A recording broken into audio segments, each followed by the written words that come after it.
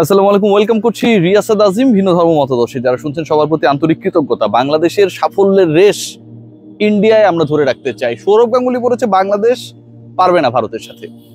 এটা তিনি বলবেন কারণ তিনি সাবেক বিসিসিআই প্রেসিডেন্ট, সাবেক ক্যাপ্টেন। ভারতের দলের যে আসলে উত্থান, সেই দলের উত্থানের সাথে বা বদলে যাওয়া টিম ইন্ডিয়ার যে একটা ব্র্যান্ডিং, সেটার সাথে ক্যাপ্টেন গাঙ্গুলির একটা বিশাল রোল রয়েছে। সৌরভ গাঙ্গুলী যে কথাটা বলেছে, বাংলাদেশের এখন সেটাকে ভুল প্রমাণ করার প্রয়োজন।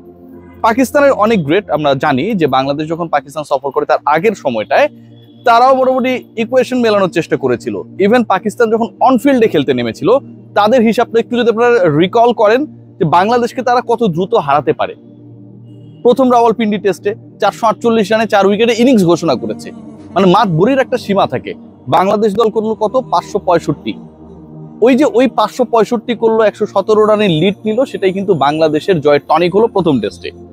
যেই দলটা ইনিংস ঘোষণা করে 448 রানে, 450 নট ইভেন, কারণটা ছিল যে বাংলাদেশকে তারা পাত্তা দেয়নি, যেমনটা সৌরভ গাঙ্গুলী পাত্তা দিচ্ছে না। কিন্তু Bangladesh, they are all set to make the history.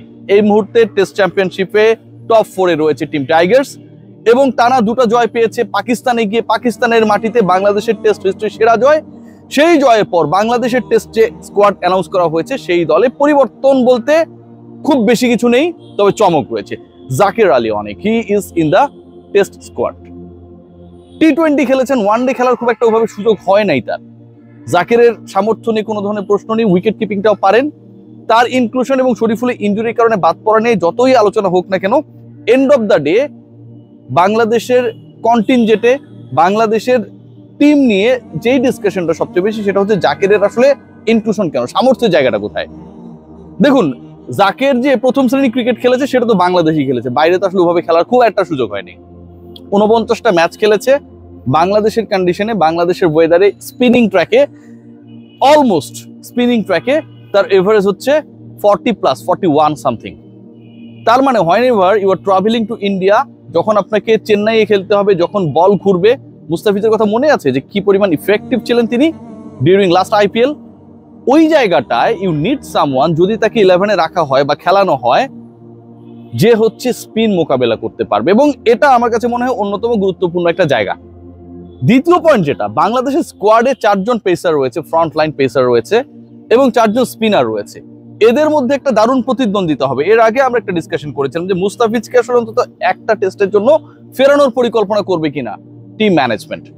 তারা সেটা করেনি, ভালো কথা। কিন্তু জাকেরের ইনক্লুশনের থেকে সবচেয়ে বড় চমক আমার কাছে যেটা মনে হয়েছে পরিবর্তিত পরিস্থিতিতে, নতুন বিসিবিতে, সেটা হচ্ছে তাসকিন আহমেদের ইনক্লুশন। কারণ আপনারা বলতে পারেন যে তাসকিন তো আগের টেস্টেও ছিল, তাসকিন খেলেছে আগের টেস্ট সিরিজে। তাসকিন থাকা, তাসকিনের প্রেজেন্স, তাসকিনের উইকেট টেকিং অ্যাবিলিটি, তাসকিনের অ্যাগ্রেশন বাংলাদেশকে জেতাতে একটা খুবই পজিটিভ রোল প্লে করেছে, ইফেক্টিভ রোল প্লে করেছে। তাসকিন আহমেদ যে এখানটায়ও সিলেক্টেড হয়েছেন এবং তিনি এর আগে অভিমান থেকে অনেকটা, ইনজুরি তো ছিলই, যে ঘোষণাটা দিয়েছিলেন যে তিনি আপাতত টেস্ট খেলতে চান না, সেখান থেকে ফিরে এসে একজন ক্রিকেটার যখন টার্গেট করেন যে আমি ইন্ডিয়ায় গিয়ে বাংলাদেশকে ভারতের বিপক্ষে হারাবো, মানে ভারতকে হারাবো, বাংলাদেশকে জেতাবো, এই টার্গেট যখন করেন, পাকিস্তানের যে জয়ের রেশ সেটাকে ধরে রাখার টার্গেট করেন, অন্তত একটা হলেও টেস্ট খেলতে চান, যে কারণে তিনি টেস্ট স্কোয়াডভুক্ত হন, এটা কিন্তু খুবই পজিটিভ সাইন। এই ব্যাপারগুলো বাংলাদেশ দলে আমরা প্রিভিয়াসলি দেখিনি। প্রিভিয়াসলি এমন একটা অবস্থা ছিল যে খেললে খেলাম, না হলে না। তাসকিন আহমেদ দীর্ঘ সময় পর টেস্টে কামব্যাক করেছেন, পারফর্ম করেছেন। নাহিদ রানা রয়েছে স্পিড স্টার, 152 রাওয়ালপিন্ডিতে সেই দ্বিতীয় টেস্টে প্রথম ইনিংসে গতি তুলেছিলেন। এবং নাহিদ রানা এই মুহূর্তে বাংলাদেশের বোলিং অ্যাটাকে যাদেরকে নিয়ে ইন্ডিয়ান টিম ম্যানেজমেন্ট ভাবছে, তাদের আমার কাছে মনে হয় যে শীর্ষ তারকা। নাহিদ রানাকে নিয়ে টেনশনটা সবচেয়ে বেশি।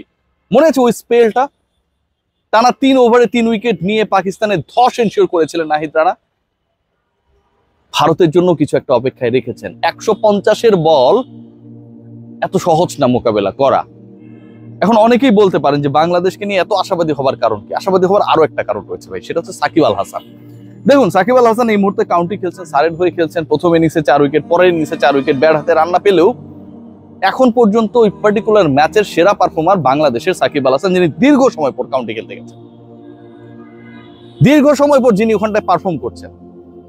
দীর্ঘ সময় পর কাউন্টি খেলতে গিয়ে ইংল্যান্ডের বিরুদ্ধে কন্ডিশনে যখন সাকিব আল হাসান পারফর্ম করেন, তখন সেই ইন্সপিরেশনটা বাংলাদেশ টিম ম্যানেজমেন্ট পায় যে চেন্নাইতে বাংলাদেশ যখন খেলবে, আমি প্রথম টেস্টে আলোচনাটা শুরুতে করতে চাই, সেখানটায় সাকিব আল হাসান কতটুকু বিধ্বংসী হতে পারে। সাকিব আল হাসান 8টা উইকেট 10টা উইকেট যদি নাও নেন, সাকিব আল হাসানের প্রেজেন্সটা কতটুকু প্রতিপক্ষের জন্য প্রেসার হতে পারে, কতটুকু এংজাইটি ক্রিয়েট করতে পারে, নো ডাউট অ্যাবাউট দ্যাট। আপনি ইংল্যান্ডের কন্ডিশনে গিয়ে যখন আপনি স্পিন দিয়ে প্রতিপক্ষকে ব্যাকফুটে ফেলে দেবেন, ঠিক তখন ওই পার্টিকুলার ক্রিকেটার যখন তার মতো কন্ডিশন পাবে, তখন তিনি কতটুকু ধ্বংসাত্মক হতে পারেন সেটা নিয়ে কোনো ডাউট থাকে না। মেহেদী হাসান মিরাজ, আমি স্পিন অ্যাটাক নিয়ে একটু আলোচনা যদি করি, মেহেদী হাসান মিরাজ আমরা জানি যে লাস্ট সিরিজের ম্যান অফ দ্য সিরিজ হয়েছেন, অসাধারণ ক্রিকেটার। ভাই 26 রানে 6 উইকেট পড়ে যাওয়ার পর লিটন মিরাজ যেভাবে বাংলাদেশকে রিবিল্ড করেছিল, বাংলাদেশ যে শেষ পর্যন্ত 262 করলো 274 এগেনস্টে তাদের প্রথম ইনিংসে, অবিশ্বাস্যভাবে এই কামব্যাক এবং অবিশ্বাস্যভাবে পাকিস্তানকে হোয়াইট ওয়াশ করার ক্ষেত্রে মেহেদী হাসান মিরাজের যে রোল, ব্যাট হাতে অস্বীকার করার সুযোগ রয়েছে। এবার বল হাতে চিন্তা করুন, যখনই সুযোগ পেয়েছেন, যখনই 5 নাম্বার 4 নাম্বার বোলার হিসেবে তাকে আনা হয়েছে, নাজমুল শান্ত তাকে একটু পরেই আনতে চান কেন জানি না, তখনই মেহেদী হাসান মিরাজ ব্রেক থ্রু দিয়েছেন। ব্যাটে বলে এরকম পারফরমেন্স সাকিব আল হাসান ছাড়া বাংলাদেশের ক্রিকেট কখনো দেখেন। And when the opponent is India, Mehedi Hasan Miraz, Taskin Ahmed, Shakib Al Hasan, they are something different ভাই। কেন বলছি দেখুন, সাকিবকে নিয়ে আমি নতুন করে এক্সট্রা ডিসকাশনে যাব না, you know better than me. Taskin আহমেদের ডেবু হয়েছিল ইন্ডিয়ার বিপক্ষে মিরপুরের হোম অফ ক্রিকেটে, 5 মেরেছিলেন স্টুয়ার্ট বিনির বলের কারণে, একটা বিধ্বংসী স্পেলের কারণে বাংলাদেশ সেই ম্যাচটা জিততে পারেন নাই। এত সুন্দর একটা প্লট রচনা করার পরেও তাসকিন আহমেদ জেতাতে পারেন নাই। এই তাসকিন আহমেদের পরে যদি আমরা মেহেদী হাসান মিরাজকে আলোচনা করি, বাংলাদেশে যখন 2022 সালে ইন্ডিয়া এলো, তখন ফুটবল ওয়ার্ল্ড কাপ চলছিল, সবার ধ্যান জ্ঞান হচ্ছে আর্জেন্টিনা ব্রাজিলে। ইন্ডিয়াকে বাংলাদেশ 2-1 সিরিজ হারিয়ে দিল। মেহেদী হাসান মিরাজ এক ইনিংসে মুস্তাফিজকে নিয়ে লাস্ট উইকেট পার্টনারশিপে 51 রান অ্যাড করলেন 41 বলে, 39 বলে 38 রানে অপরাজিত মেহেদী হাসান মিরাজ। ভাবতে পারেন লাস্ট উইকেটে বাংলাদেশ সেই ম্যাচটা জিতলো, 186 মনে হয় চেস করলো। পরের ম্যাচে বাংলাদেশ যখন আন্ডার প্রেসার, মেহেদী হাসান মিরাজ মাহমুদুল্লাহ রিয়াদকে নিয়ে পার্টনারশিপ করলেন, 81 বলে অপরাজিত 100 রানে মেহেদী হাসান মিরাজের innings. Confident on my team, এই দলটা অসাধারণ। নাজমুল হোসেন শান্তকে কিছু রান করতে হবে ভাই, শুধু ক্যাপ্টেন্সি করলে হবে না, তার জায়গাটা যেখানটায়, যে এক্সপেকটেশনসটা দলে থাকে নাম্বার 3-তে নেমে ক্যাপ্টেন যদি রান করতে না পারেন, এন্ড অফ দ্য ডে সেটা বাকিদের জন্য গুড মেসেজ না। বাকিদের নিয়ে কোনো টেনশন নেই, captain, we need your runs, we need your performance। সবাই ভালো থাকবেন, take great care, good luck for team Tigers.